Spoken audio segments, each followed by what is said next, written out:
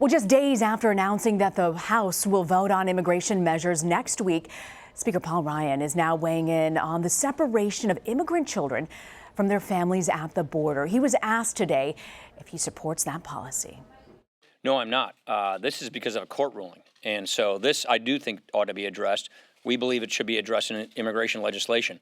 So what's happening at the border and the separation of parents and their children is because of a court ruling. That's why I think legislation is necessary.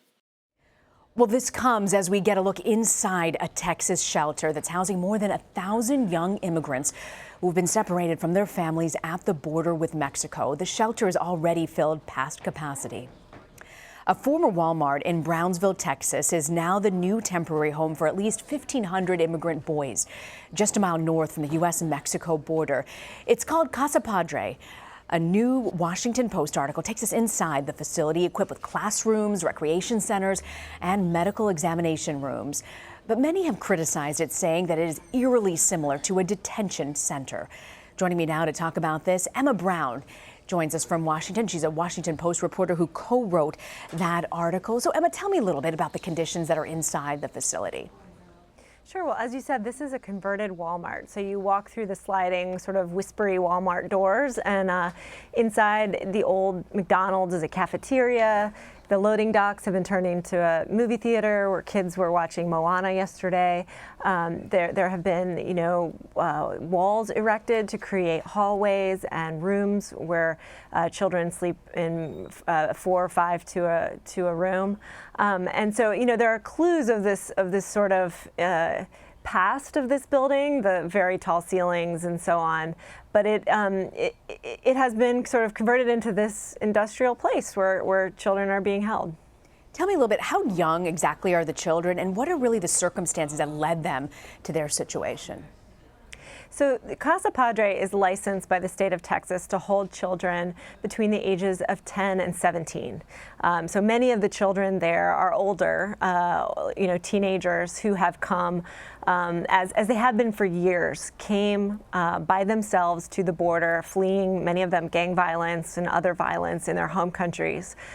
Some of the children, though, and a growing proportion of the children, are those who came to the border with their families and were then separated under the Trump administration's new zero tolerance policy, where parents are put in the criminal prosecution, put in jail while they are going through that, and children are taken to shelters. So there are children from both situations who are there at Casa Padre.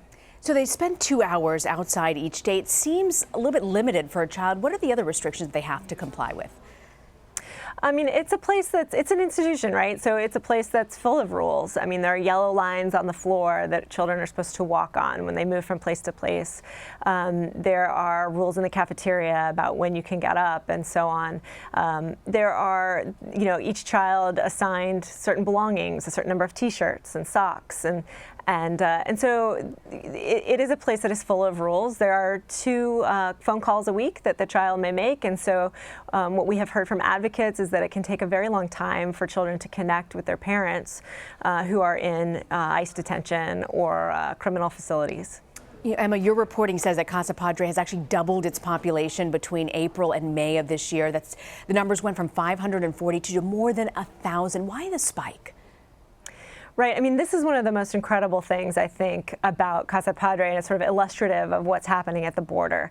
15 months ago, this was not open yet. There were 0 children here. It was just an empty shell of a Walmart. And now, as you said in the introduction there are nearly 1,500 boys. They're all boys who are housed here. And so that big spike happened between April and May of this year. And that is when the Trump administration announced this new zero tolerance policy. So the big jump coincided with the announcement of the policy that resulted in the separation of so many more families. But advocates have been telling us, that this has actually been going on for months, long before the official announcement. So, it's a combination of that new policy, of a sort of new wave of young migrants who are coming from Central America. Those 2 trends are sort of coming together to create this boom. And do we know what happens next for these kids? I mean, they are waiting to be reunified, either with family or close friends who are already here in the United States, or with their parents who may be in detention.